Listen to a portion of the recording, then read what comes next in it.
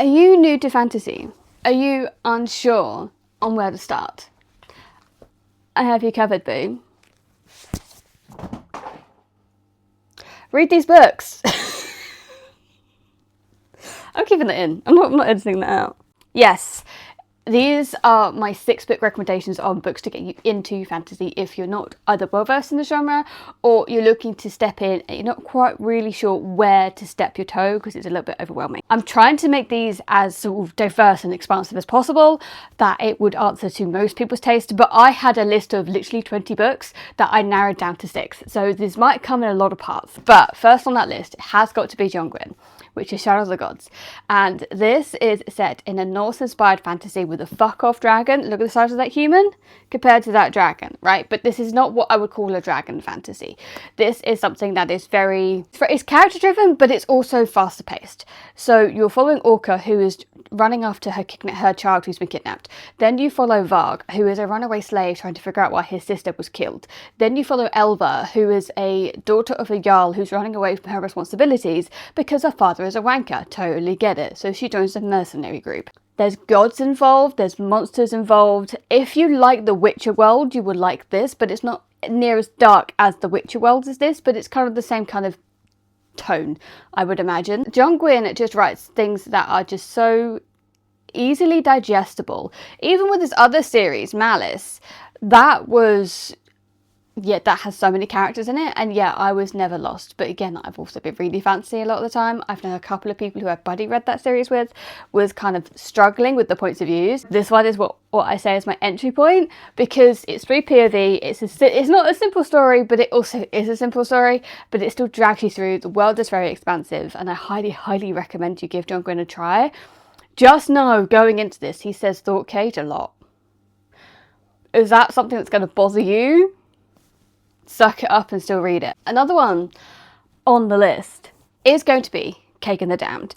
You will only enjoy this book if you don't mind crude humour. I didn't mind the humour personally. I didn't think it was over the top crude. I think it kind of fitted within the character and the world that the author was creating. You have Cake and the Damned, who believes he is damned because he was in charge of protecting one of the royal family, and an invasion comes. Literally out of nowhere, with some magic involved, and all of a sudden they have infiltrated the castle and are slaughtering the whole royal line. And he's like, what the fuck? And he tries to stop it, can't stop it, and then he obviously has to leave because he's going to die, and all of this kind of happening, and he just kind of believes he's damned. But the person who infiltrated the royal family is now trying to get onto the throne. And people are going to Kagan like, you need to do something. He's like, I'm damned. Eventually he does decide to do something. It's kind of, you know, there's Ranger-esque kind of vibe going through this. There is witches, there's vampires. There are very, very short chapters. Like, these chapters are like tiny. And I wouldn't really cast this as like a very, very fast moving story. It's just very concise, and the chapters make you feel like you're reading a lot faster than you are. Because this might be a little bit intimidating being at 500 plus pages, but I found it read really, really easy. It was very easy to follow. If you've watched things like Lord of the Rings or Aragon, you will understand a little bit of where the world is coming from and the machinations of it. I'm not saying it's necessarily inspired completely by them, but it has some typical fantasy races that you'd come across. But it's a story that is following characters. There are a couple of other POVs in this on what is happening when somebody with magical powers and how it is invading this land, and what happens to the religions as well that were centered in this land. They are now running. They are now not allowed to perform. It doesn't go so deep into that. But this was just a ball of fun, and I think it's very, very easy to step into this world and understand everything that's going on, everything that's happening. So Cake and the Damned is on that list. Next one, I can't not mention The Blood of the Old Kings. This book is just phenomenal. I loved it. This is 300 pages. This is also the Inkstone edition because I could not resist. But this is 300 pages, and it is brilliant. It is perfect. So you're following 3 POVs. One of them is going up to see a changed dragon to ask for their help against an oppression, as an example, basically an oppression. You follow another one who was a runaway student of magic who's not allowed to leave the school. Hardly anybody's allowed to leave the school, right? You're just not, because you're a student of magic, you're not allowed. Because the voice in her head told her to go steal something, and she stole it. Then you're following another character whose friend came to him and was like, I need to tell you something really, really serious. And then she ended up dying before she could tell him what was happening. And he's trying to figure out why.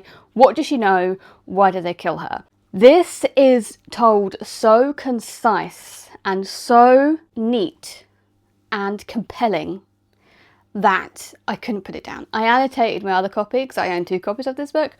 I annotated this and absolutely loved it. Like, from the first opening line, I was just absolutely hooked.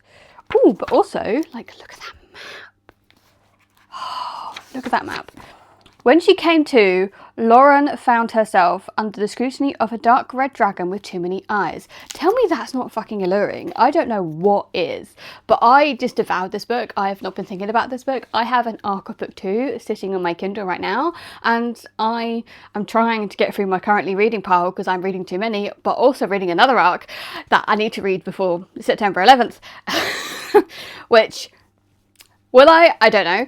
I absolutely adore this book. I think it's very, very easy to follow, and it's just such a good story. It's such a good story, and it's so underrated, and more people need to go read it because it is amazing. This is translated by Anton He as well, from Korean, I believe.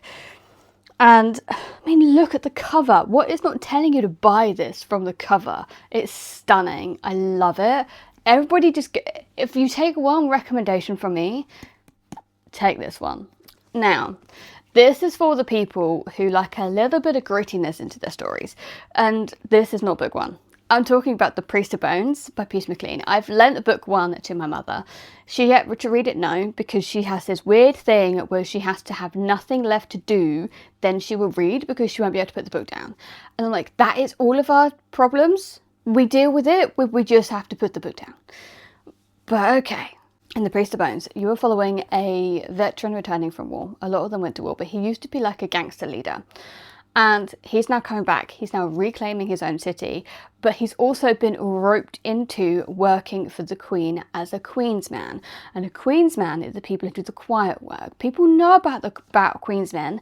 They never know who they are until they show the Queen's warrant, and that gets them, people are fearful. They get everywhere because Queen's men can assassinate, they can move things forward, they can spy, they can just, and there's so many people who work for the Queen's men to make the Queen's men's work easier. So Thomas Piety is one of them. What I love about this book and this series is that Peter McLean does not shy away from PTSD and war. He really, like, these are short books, and these are kind of like gangster type books going on, kind of more like Peaky Blinders than J City is, right? So if you're looking a bit more grit and you like J City, this would also be something I would recommend. But he doesn't shy away from these characters having these harrowing moments of, oh, okay, I went to war, this is now what I have to deal with, and characters dealing with it, hiding from other people, but then other like side characters dealing with it, and then Thomas Piety kind of recognizing what it is and being like, we don't know how to help you, but we want to help you. That kind of vibe is going on, and I absolutely loved it. There's also a creepy magic system called The Cunning, which with a creepy child who's really, really powerful over it, and it's kind of like, you're creepy, dude. That kid's literal creepy because of how much magic he can hold. We don't know anything about the magic system, it's just called The Cunning.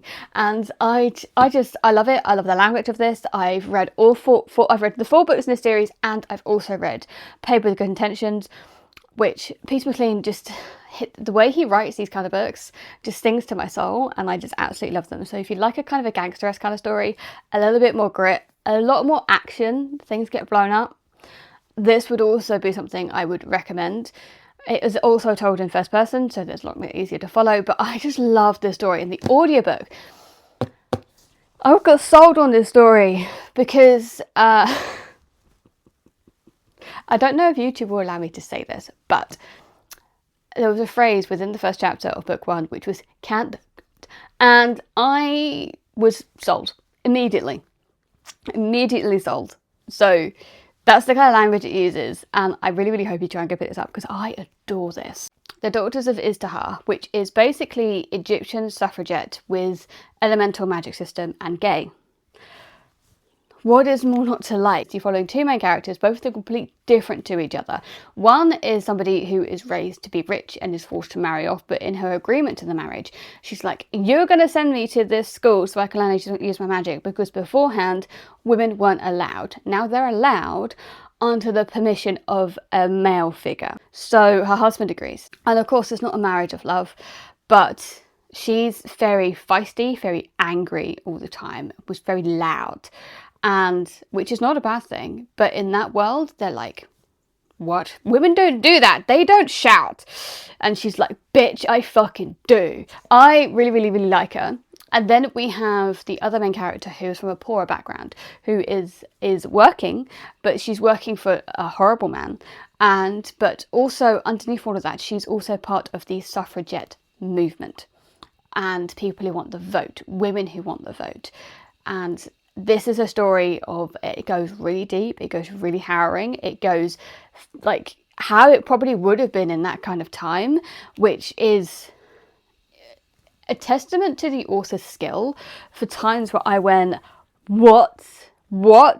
And how people are treating others. And it did fill me a little bit with pufferfish rage, but I definitely think this is a story worth reading. These are the Broken Bind editions. It's a completed duology. I have yet to read book 2 because I kind of want to reread this one. I do highly recommend this. This is a really ball of fun. And again, it's short. Last on my list, some people might disagree with me on this. Complain in the comments. Blood over Brighthaven. Now, this is slightly bigger of a book. This is 416 pages. And it has kind of a glossary at the back. So for some of the terms that I mentioned, but I still think this is relatively easy to follow. So unlike Sword of Kaigen, which is M.R. Wong's other work, this is not as big, but it is also a standalone. The first woman ever admitted to a prestigious order of mages unravels a secret conspiracy that could change the practice of magic forever in this standalone dark fantasy. You follow Siona, who is accepted into this major school, but the trouble is you get her point of view a little bit before she gets accepted. We know she's going to get in because of the blurb, but it's that trial, it's that she's a woman, it's that everybody don't like women in this story. They kind of treat them a bit differently. But what I love about Emma Wong is there's also these characters, or a group of people that have come from outside the city that are oppressed in a different way than women are. But what Siona, she's so blind to how men treat women, she's not seeing that she is not the only one who is kind of being slightly oppressed. I kind of feel like I'm using that word a little bit too broadly in this, but I can't think of a better way to kind of describe it, because she is allowed rights, but she's not as equal to a man. So maybe it's equality, I should say, instead. But these other group of people, they have come across from kind of like a waste type land, because there is this thing called the Blight that is killing them. So they flee and run, and not everybody ends up getting into the city, but some of them do, because the city has these magical protections that protects them from the Blight. The way Emma Wong writes her characters, the conversation she builds up, she doesn't shy away from those kind of themes of like, yeah, women are not equal to men, but also there's this group of people here as well that are also treated completely differently and are like the dregs of the society, are poor all the time, people look down on them, tread on them, like there is that issue, and Siona knows it, but she's also like, yeah, but and a couple of offhand comments, and then they kind of have a really deep, meaningful conversation about things. And it was so craftily done in such a concise way that I absolutely adored this book. I read this within like a day. Like Emma Wong, even with the Sword of Kaigen, I was just so hooked. I was like, I need more. If you like R.F. Kuang, but you will also like this as well. But I definitely think this is something worth checking out. It's very alluring. The world is easy to understand. But if you disagree with me, let me know in the comments. But I just love this book. So those are the 6 books I'm recommending you to start your journey into fantasy. Let me know if you agree. Let me know if you have any recommendations below. And even if you disagree, comment below. Let's discuss this. But I hope you enjoyed, and I will love to see you in the next one.